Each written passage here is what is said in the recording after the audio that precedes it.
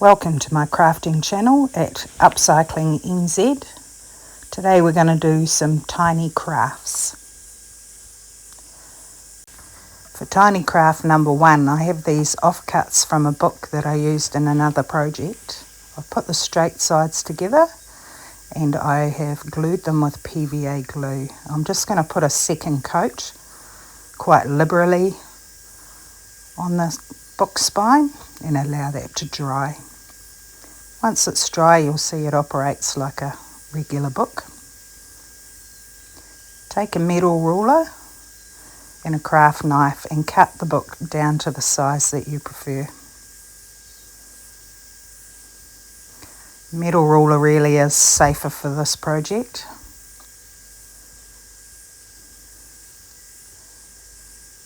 Now that I'm happy with the size of my book, I'm going to make a book cover out of some cardboard. I'm using a cracker box. So it's fairly smooth, stiff cardboard. And I'm just going to measure that down to the size of the book.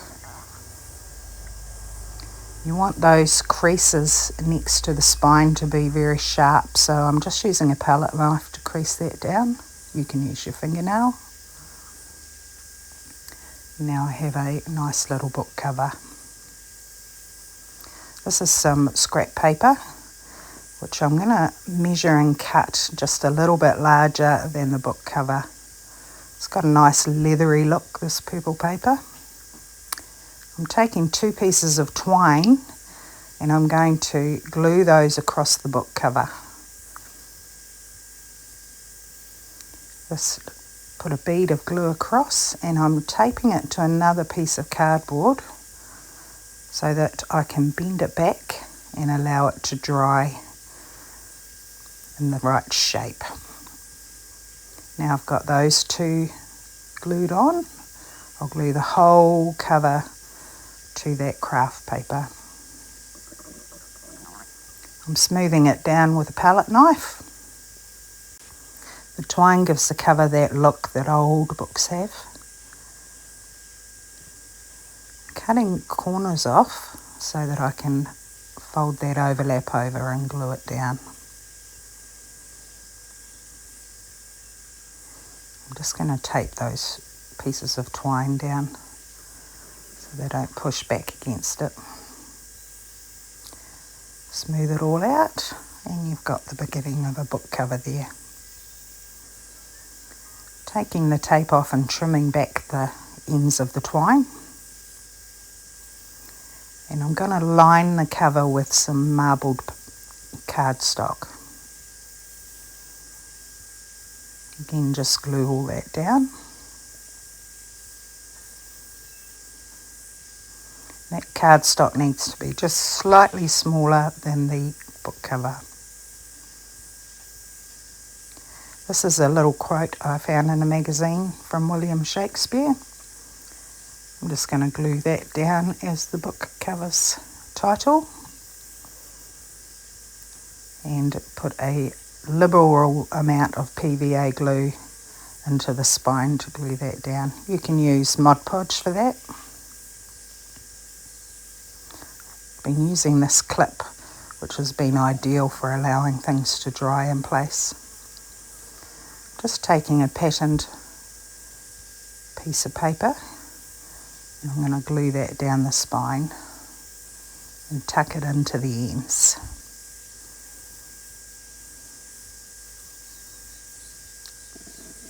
Once that's dry, I'm going to get a little bit of graphic wording to put down that spine there. I'm going to use the word collection.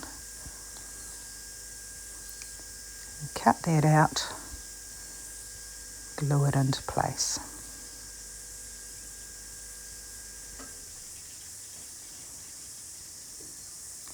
And there you have a very cute, very old looking miniature book.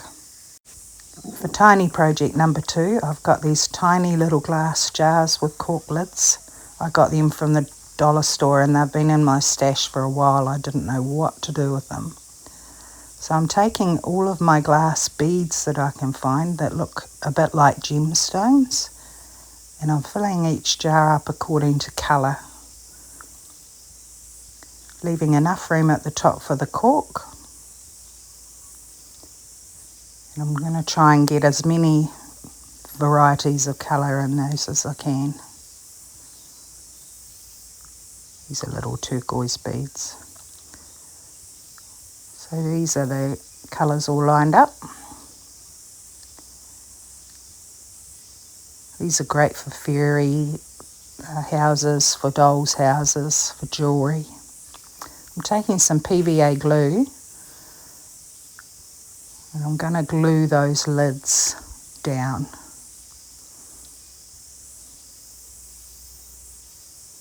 Press them in. Now that I've finished all of those, there you have these most adorable little jars full of gemstones. They make great stocking fillers, necklaces, earrings. For project number 3, I'm taking the square blocks out of a child's block set and I'm using a metallic acrylic red paint. Cover every surface of the blocks. Allow for drying time in between. And you're going to need 2 coats on each block. I'm using an acrylic white house paint and a skewer stick. I'm going to use the flat end of that skewer and dip in the paint and just dot the face of a dice onto each of the blocks. Make sure you do numbers 1 through to 6. And there you have some lovely big dice for games, group games, for stocking fillers, for little gifts. For tiny project number 4, I'm using the glass beads you can buy from the dollar store, the clear ones. I'm placing them across different textures and pictures and magazines to see what looks pretty underneath them. So I've cut out a whole lot of little pictures. You can see when you place the glass beads on, they give the picture a lot of depth and definition. I'm going to trim around where I want the picture to sit on each bead. Trim as closely as you can.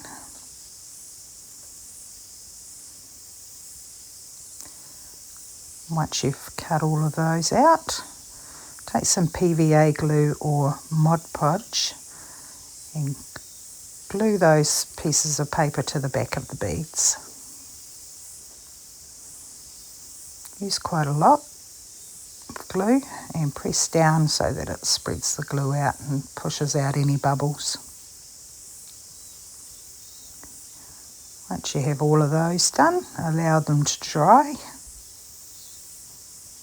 Aren't they gorgeous? Then I'm going to sand back the paper at the back just to get any edges off and to smooth them down.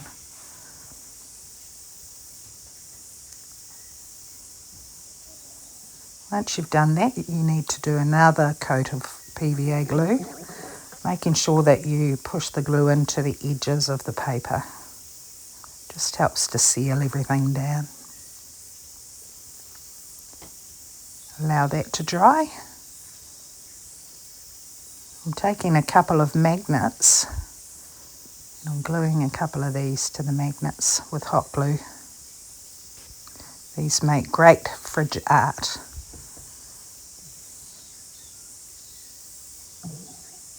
And the magnets are very strong.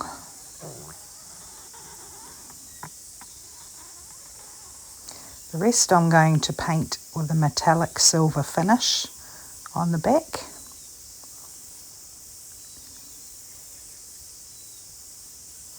And this is what they look like when they're finished.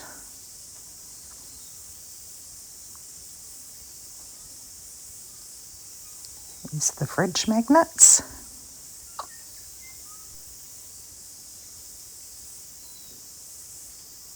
You can put quite a lot of weight under these magnets. The rest you can use for home decor. You can use them for wedding decorations for tables, jewellery, and here's all our lovely sparkly miniature crafts.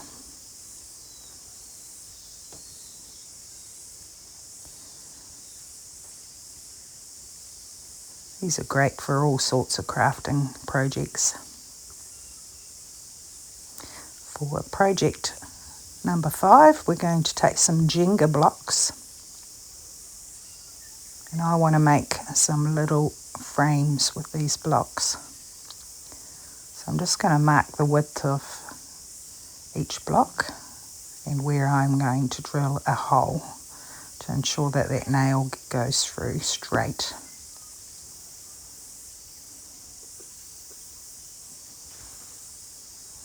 Okay, so I only take 4 nails, and I'm using PVA glue to glue that together before I nail them down.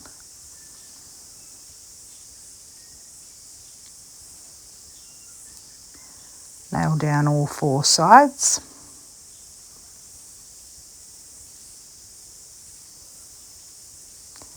And I'm just going to glue into the little creases to ensure that there's no movement in that once it's dry. I'm taking some nice dark beech twigs. I'm using twigs from the beach because they are dried out and the salt will help preserve them. And I'm just hot gluing those in. I like the way the Jenga block looks, so I'm going to leave that exactly as it is.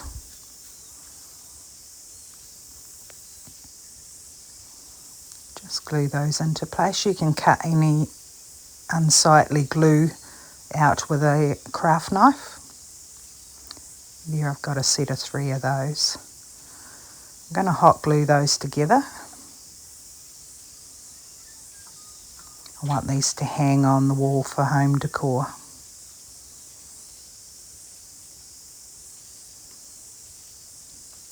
Taking some jute or twine, and I'm just hot gluing this into place because I want to wrap that around the frames 3 times, just ensuring that I cover most of those nails with the twine. The hot glue's just to hold it in place for now. I'm leaving a loop at the top so that it can hang, and I want to ensure that the twine goes round 3 times, including that loop at the top. I've left a tail at the end of where I started. You'll see why shortly. So by trimming that other end fairly long, it leaves you the 2 tails, which you can just tie off down here. I'm creating a loop to one side and then winding the other tail around and around, creating the top of the hanger. As soon as it's central, put that last little bit through the loop, and then when you pull both ends it will hide that knot nice and tidy so you can trim it off.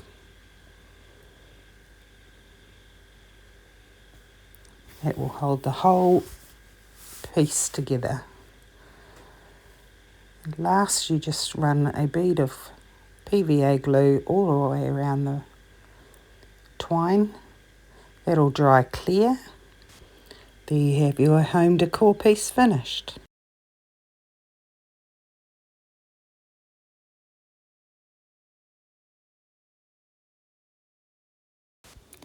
So that was 5 tiny crafts you can make on a tabletop.